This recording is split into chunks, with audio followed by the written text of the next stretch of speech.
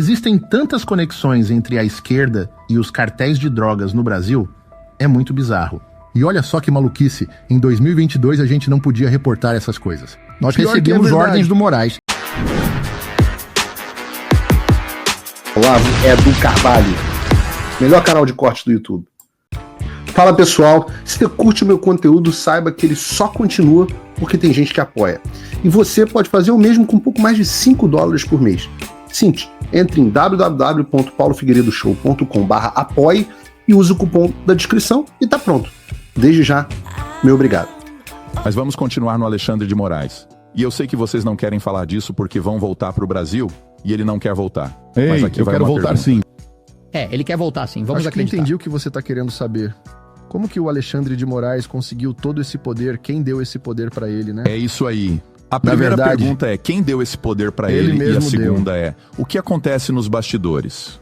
Porque às vezes a gente vê alguém de fora e pensa, nossa, esse é o homem mais poderoso do Brasil.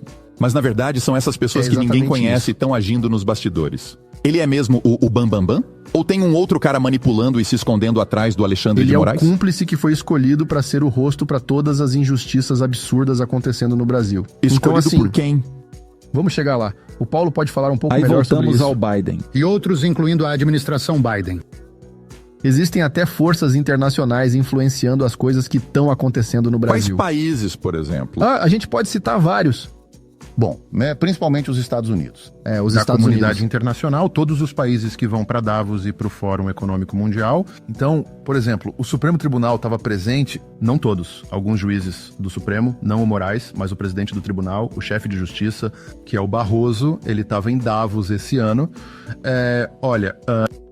Com certeza tem toda uma comunidade global, uma elite global que apoia ele, mas o maior apoio vem dos Estados Unidos. Eu vou te dar um exemplo concreto. Dá uma olhada aí, vê se você acha um artigo bem lembrado do Financial Times de 2023. Ele chama a campanha discreta. A campanha discreta dos Estados Unidos para defender as eleições brasileiras, se não me engano. É a democracia. Isso, democracia ou alguma coisa assim. Enfim, é um artigo do Financial Times, então não é nenhuma teoria da conspiração. E o que eles dizem nesse artigo é que os principais oficiais dos Estados Unidos, e eu tô falando aqui do diretor da CIA, também o secretário de defesa, o comandante-chefe do Comando Sul, acho que a general era uma mulher, também o Jake Sullivan, o assessor de segurança nacional, todos eles foram para o Brasil e foram para ameaçar funcionários públicos, líderes militares e políticos para que não desafiassem o Moraes. Porque naquela época a gente estava falando de integridade eleitoral. E todos eles disseram, olha, se vocês desafiarem o Moraes, que era o presidente do Supremo Tribunal Eleitoral no Brasil, se vocês desafiarem ele, vocês vão enfrentar todo o poder da política externa dos Estados Unidos. Por exemplo, o exército americano vai parar de cooperar com os militares brasileiros. Nós também vamos aplicar embargos, todo tipo de sanções e tudo mais sobre vocês. Vocês serão excluídos da comunidade internacional. Vamos fazer o que fizemos com a Rússia. E essa foi uma das razões pelas quais as instituições no Brasil não funcionaram. Olha, achamos um artigo. FBI, Soros e Serviço Secreto envolvidos em censura gigantesca no Brasil. Isso é do David Agape. Ele é um ótimo jornalista investigativo. Ele trabalha com o Michael Schellenberger, é tipo o parceiro dele no Brasil. Será que eu posso ler isso? Acabaram de colocar ele sob investigação também. Ah, colocaram? Eu vou ler um pouco isso aqui, Rob. Abaixa a tela para eu conseguir ver os 2 primeiros parágrafos. O FBI, o Soros e o Supremo Tribunal Federal do Brasil se dizem defensores da liberdade de expressão e da democracia. E a missão do FBI é defender a Constituição dos Estados Unidos, cuja primeira emenda proíbe limites governamentais à liberdade de expressão. Soros e seu filho Alex, que comandam essa fundação filantrópica, afirmam querer sociedades abertas onde as pessoas são livres para se expressar. E o Supremo Tribunal Federal do Brasil afirma defender o compromisso da Constituição com a liberdade de expressão. Mas agora, uma investigação que durou meses revelou que o FBI ajudou o Brasil a censurar seus cidadãos. A Open Society Foundation dos Soros investiu na promoção da censura no Brasil e o Brasil tem uma força policial judiciária secreta que existe especificamente para espionar e censurar pessoas consideradas divulgadoras de informações falsas. Juntos, o FBI, o Soros e o Supremo Tribunal Federal do Brasil estão envolvidos em um ataque direto à liberdade de expressão, que é um direito de todos os cidadãos, reconhecido tanto na Constituição brasileira quanto na americana. É basicamente isso, acho que você já tem a sua resposta. Então eles estão pegando... Mas calma, deixa eu fazer outra pergunta. Às vezes, quando alguém vira a casaca Você olha pra essa pessoa, tipo, esse cara é razoável, você não vê ele como um cara estranho, e de repente, bum. E aí você percebe que alguém tinha alguma coisa contra ele escondida. Tem aquela história de que ele tava ligado ao, sabe, aquele acidente de avião com a Suprema Corte, a velha teoria da justiça antiga. E eu tipo, não sei se a história deles, não sei se aconteceu alguma coisa por trás ou talvez não. E algumas pessoas dizem que não tem como isso ter credibilidade. E aí a gente ouve sobre aquelas histórias dele sendo associado ao, como é que se chama mesmo? Aquela gangue, o primeiro comando da capital, que tem sede em São Paulo. É uma história falsa que começou online quando ele era secretário municipal de segurança pública. Ele estava ligado a essa gangue, tinha alguém lá que ele apoiava? Alguma coisa é verdade? Se eles falarem qualquer coisa a respeito disso, eles vão ser presos literalmente na mesma hora. Eu vou ficar bem quieto. quieto. Eu vou me arriscar aqui pra falar disso. Eu não vou falar nada, vou ficar quieto. Então, sobre isso ele trabalhava... O negócio então, aqui é o isso seguinte... aqui tem uma credibilidade. Eu vou te contar exatamente o que aconteceu. Vou te dar os fatos e você tira suas próprias conclusões. Então... O PCC é o maior cartel de drogas no Brasil. Na verdade, alguns podem até argumentar que um dos maiores cartéis de drogas no Brasil. Não, é o maior com certeza. Tudo bem, com certeza é o maior. Eles são o sistema de entrega de todas as drogas que são produzidas na América Latina. Tudo passa pelo PCC. Toda a cocaína que chega nos Estados Unidos passa por eles. Sim, isso mesmo. É bem por aí então, mesmo. se vier da Colômbia, vai primeiro pro PCC no Isso Brasil aí, e vai depois primeiro pra vem eles, pra aí cá. eles mandam a droga pro mundo inteiro. Exato. É como se eles fossem tipo os distribuidores. Mas então, continuando, o PCC estava sendo investigado no Brasil e eles encontraram conexões entre eles e o Partido dos Trabalhadores. Eu não vou entrar muito nesse tópico porque acho que não é importante para essa discussão. Mas era muito provável que o PCC estivesse lavando dinheiro pelo... Eles estavam achando que um dos jeitos que o PCC estava usando para lavar dinheiro era como se fosse um sindicato de transporte público. Isso, de transporte público. Era um sindicato de motoristas de vans. No Brasil era muito comum por um tempo as pessoas usarem vans como uma forma de transporte público, né? E tinha um sindicato para os motoristas dessas vans. Esses sindicatos eram chamados de Transcop. E o Alexandre de Moraes era o advogado de defesa de um desses sindicatos. E para ser sincero, essa é a única conexão que a gente tem. E assim, eu não sei pra vocês, mas pra mim, se você trabalha pra uma instituição ligada aos cartéis de drogas, isso normalmente não é um bom sinal. Mas também não é uma prova definitiva que tem uma ligação. Ele podia ali. ser um advogado que talvez representasse alguns ex-criminosos antes, porque às vezes os advogados têm que fazer isso mesmo, né? Sim, eu conversei com o representante Weinstein, também tivemos um advogado outro dia no podcast, era o advogado do Didi antes do Rob. Você lembra de quem mais ele era advogado? Ele foi advogado do Harvey Weinstein também por um tempo. E tem vários clientes de alto perfil em Nova York. Certo, então ele era um advogado desse tipo, né? Que tinha alguns clientes assim. E por falar nisso, tem alguma conexão entre ele e o Marcolo Camacho? Existe alguma relação entre os dois? Com ele, com o playboy russo? Tem coisa A aí? gente não sabe dizer. Então aqui tá dizendo que ele foi condenado a 232 anos de prisão. Esse Marcolo Camacho, ele tá preso neste momento? Sim, ele tá preso, Marcola, sim. né? E vocês podem confirmar se ele é mesmo o Pablo Escobar do PCC? Muita gente diz isso, sim. Então ele é mesmo. Sim. Então é uma avaliação justa. E não existe nenhuma conexão entre os dois relacionamentos de forma alguma? Nada comprova que existe. Mas eu consigo acrescentar uma coisa com certeza. Durante a administração do meu pai, Isso é o Marcola interessante. foi transferido para outra prisão, no meio da selva. Acho que foi numa prisão em Porto Velho, em Rondônia. E quando o Lula voltou ao poder, agora a gente tem Lula como presidente de novo, eu não sei como, não sei em que termos, mas esse cara conseguiu voltar para Brasília. Que é a capital. Exato. Mas eu tô falando sobre os fatos. Isso tudo é fato. Eu não tenho nada que comprove que esse cara tenha feito algum tipo de acordo com o novo presidente. Isso eu não tenho como comprovar. Mas é muito estranho. Eu não consigo entender o motivo de eles mandarem um dos chefes da principal organização criminosa de volta para Brasília. Mas definitivamente existem conexões entre a esquerda e os cartéis de drogas. Por exemplo, a Lula faz parte de uma organização chamada Fórum de São Paulo, que é basicamente uma união de todos os partidos de esquerda na América Latina.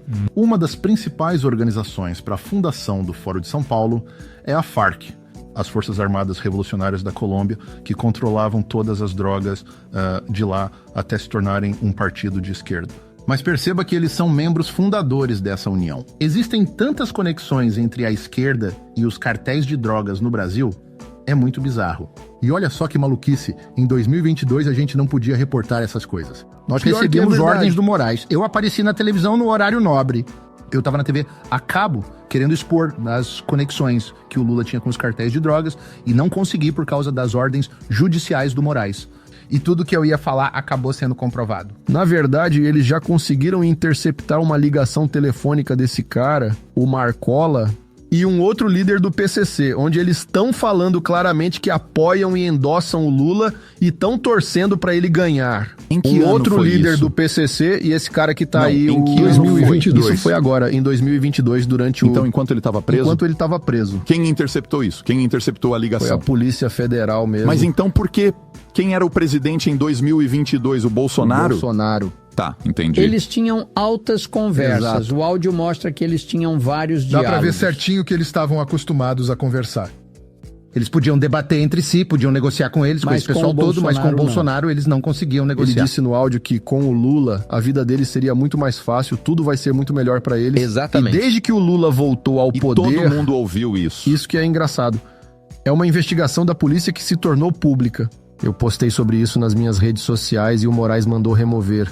O Moraes derrubou Então, a publicação? ele derrubou. Foi em qual plataforma? Acho que foi no Instagram. Certo, então deixa eu ver se eu entendi direito isso aqui. Eu não posso postar um áudio que foi exposto publicamente pela polícia porque disseram que era fake news. Era Qual porcentagem tendencioso. do Brasil vai ter acesso a essa entrevista aqui no YouTube? Vocês sabem qual porcentagem?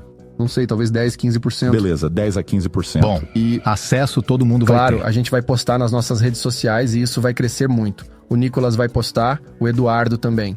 Mas é isso que eu tô te falando.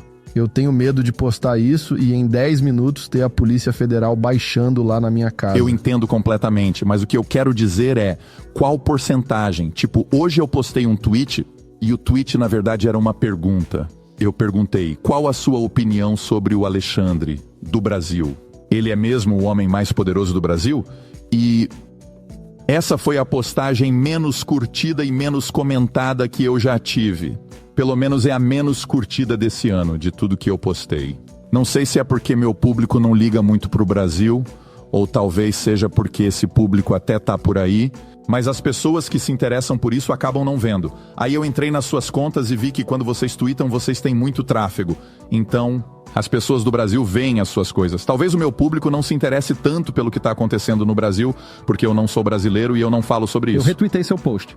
Você tá falando sério? Nossa, eu nem vi. Acabei de retweetar. Você retuitou mesmo? E eu tô retweetando neste momento. Mas agora voltando, é o seguinte, pessoal. O que eu quero mesmo saber é que, se esse cara é mesmo esse bambambam que ele diz ser, então você agora tá me contando essa história desse tal de Marcolo. Acho que é Marcolo Camacho, sei lá Marcola o quê. o nome. Ah, beleza, esse Marcola. E então, esse Marcola Camacho que tava preso na época, o Lula também estava preso com ele em 2022? Isso, o Lula Não, estava não preso tava. em 2022. Ele estava concorrendo à presidência. Ele e o Lula já estiveram presos juntos, na mesma prisão e ao mesmo Não, tempo? Não, nunca estiveram na mesma Eles prisão. nunca estiveram na mesma prisão. Eram E as pessoas diferentes. sabem que são duas Não, cadeias eram separadas. lugares O Lula estava diferentes. preso em O Lula Curitiba tava e o em Marcola em Curitiba. Brasília. E o Lula não estava na prisão de fato. Era Ele estava tipo numa uma estação da Polícia PF. O Federal. Lula e o Marcola já tiveram qualquer tipo de relacionamento no passado? Eles têm Não algum tem nada. histórico? Eles são espertos demais pra isso. Tudo entre eles é feito por Mas debaixo temos que dos lembrar panos. que o Lula é um ótimo organizador comunitário, orador, tem presença de palco, é energizado. Ele sabe como fazer as pessoas dizerem que a vida não é justa. Que não é justo o que acontece com elas. Ele é um Antigamente ótimo ele showman. era, mas hoje ele não tem mais público. E isso é mais uma das coisas estranhas que estão acontecendo. Mas agora ele dá dinheiro pras pessoas, é o socialismo, né? Se você, como eu, tá dormindo mais tranquilo agora que o Trump voltou à presidência, ótimo. Mas e o Brasil? Nosso país continua no buraco. A volta do Trump nos dá esperança, mas as coisas não vão se resolver sozinhas. Vai ser preciso muito trabalho, meu e seu. E não adianta xingar muito nas redes sociais achando que isso resolve alguma coisa. Não tem salvador da pátria, não tem um político que vai resolver por você. A responsabilidade é sua. Eu larguei tudo para me dedicar a isso. E você? Como você pode ajudar sem abandonar as suas obrigações? Simples. Apoie quem está na linha de frente. Sem isso, esse trabalho simplesmente não continua. Acesse www.paulofigueiredoshow.com/apoie e com a partir de $5 por mês, garanta que isso siga em frente. Se puder ir além, torne-se meu patrono Gold e participe do meu grupo privado e ajude a definir as minhas próximas pautas. A diferença entre vencer e perder está na ação. Durma tranquilo, sabendo que você fez a sua parte. Faça o tal do triplo C.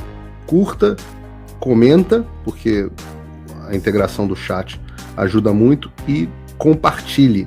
Você pode fazer essas 3 coisas que ajudam o algoritmo a aparecer. Mas eu não tô brincando não, pessoal. Dá uma paradinha agora de 1 segundo e clica no joinha, que às vezes sabe, essa pessoa já está acostumada a ouvir isso. Não, é importante que você faça isso, porque se você não fizer, inclusive atrapalha o vídeo. Parece que o vídeo é menos relevante.